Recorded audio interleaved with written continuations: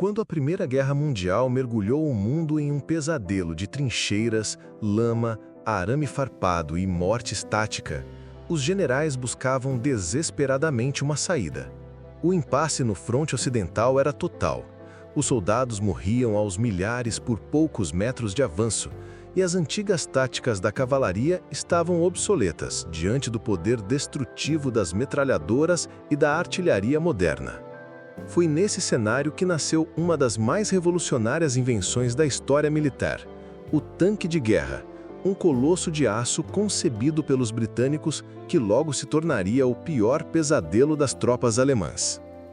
Em 1915, o governo britânico criou secretamente o Land Ships Committee, uma equipe de engenheiros, oficiais e inventores, apoiados por figuras como Winston Churchill.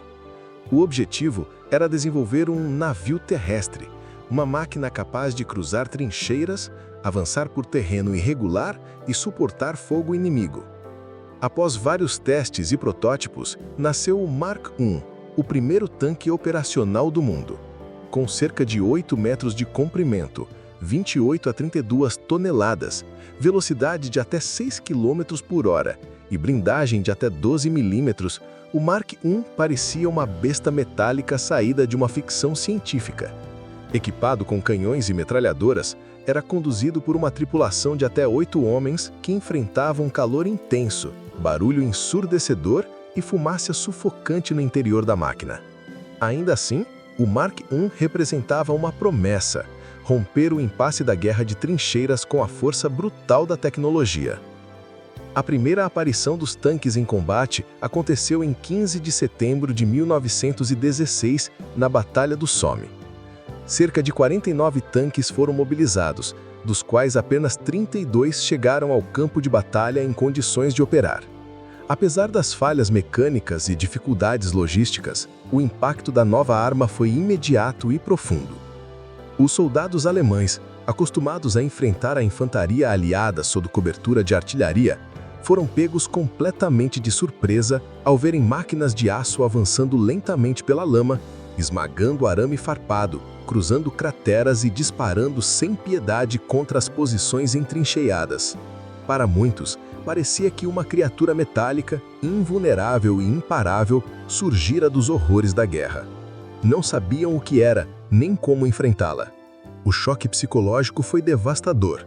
Relatos de soldados alemães falam em pânico, desorganização e recuo em massa diante dos tanques. Era como se a própria natureza da guerra tivesse mudado. O inimigo agora vinha blindado, protegido, mecanizado. O moral das tropas foi severamente abalado, e o terror diante dos blindados britânicos passou a fazer parte do imaginário dos combatentes. A Alemanha, que não havia investido no desenvolvimento de tanques até aquele momento, percebeu tarde demais o potencial dessa nova arma. Seus generais foram surpreendidos por uma tecnologia que não tinham como copiar rapidamente, nem como combater de forma eficaz no início. Enquanto os aliados, especialmente britânicos e franceses, passaram a aperfeiçoar seus modelos e táticas de uso, os alemães ficaram limitados à improvisação. Minas, fossos antitanque e artilharia pesada se tornaram as únicas defesas viáveis contra os blindados britânicos. A superioridade técnica nesse campo havia mudado de lado, e a iniciativa estratégica começava a escapar das mãos dos impérios centrais. Mais do que uma arma nova, o tanque inaugurou uma nova mentalidade militar. A guerra passou a ser pensada em termos de mobilidade blindada, de avanço sob proteção e de força mecanizada em larga escala. A introdução dos tanques sinalizava o fim da era da cavalaria e das batalhas corpo a corpo, e o início de uma era dominada por motores, aço e táticas integradas. A invenção dos tanques foi sem dúvida um marco da Primeira Guerra Mundial, não apenas pelo impacto prático no campo de batalha, mas sobretudo pelo efeito psicológico que causou.